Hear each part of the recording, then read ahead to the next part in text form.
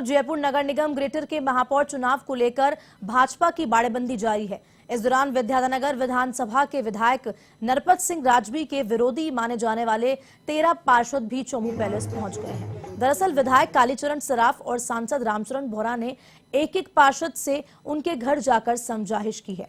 जयपुर नगर निगम greater में महापौर का चुनाव बैलेट पत्र से किया जाना है। बैलेट पत्र में पहले नंबर पर रश्मि सैनी और दूसरे नंबर पर हेमा सिंघानिया का नाम होगा। 10 नवंबर को सुबह 10 बजे से दोपहर 2 बजे तक मतदान होगा और उसके तुरंत बाद मतगणना की प्रक्रिया शुरू की जाएगी।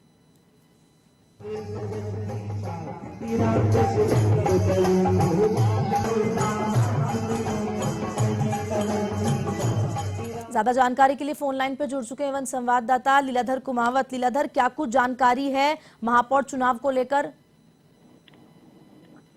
जी हर्षदा, बताना चाहूंगा कि जिस प्रकार से जयपुर ग्रेटर की महापौर के चुनाव हो रहे हैं, वो कांग्रेस और भारतीय जनता पार्टी दोनों के लिए ही एक बात करें, जिद की बात कहें, एक महापौर बनाने की लड़ाई लड़ रही जा रही है। प्रकार से बात करते हैं, भारतीय जनता पार्टी के पार्षदों को चोमू पैलेस स्थित चोमू में बाड़ाबंदी की गई है।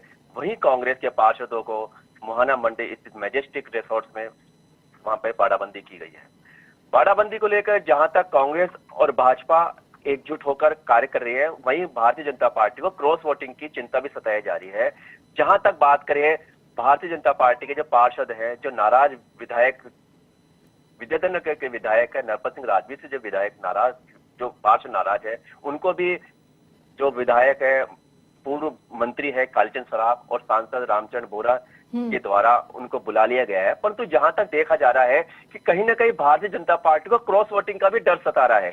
कहीं ना कहीं उनको देखने को मिल रहा है कि कहीं कांग्रेस इस बारे में उनकी जो बाड़ेबंदी है उसमें सेंध नहीं मार पाए। जी हर्षदा। लीलाधर, क्रॉस वोटिंग की लगातार बात सामने आ रही है, तो क्रॉस वोटिंग ना हो इसके लिए क्या कुछ किया जा रहा है? क्या कुछ स्ट्रैटेजी बनाई जा रही है?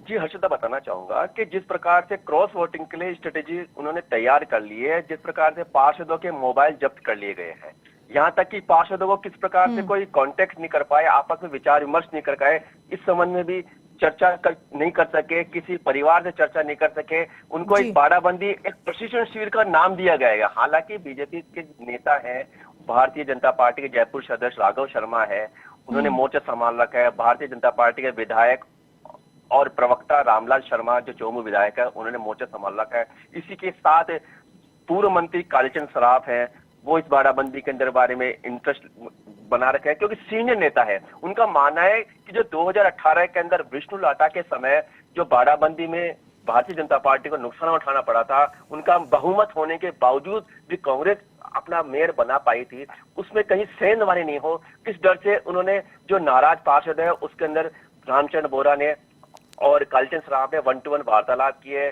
उनसे उनकी जो समस्या है उनके बारे में चर्चा की गई है। आने वाले दिनों में पार्टी उनके लिए क्या कर सकती है, वो सब बातें की जा रही है कि कहीं हॉर्स ट्रेडिंग नहीं हो पाए, मतलब कि जो पार्षदों की खरीद फरोख्त है वो किस प्रकार से लगाम लगाई जाए, इसके लिए भारतीय जनता पार्टी अपनी रणनीति तैयार कर रही है। जी हर्षदा।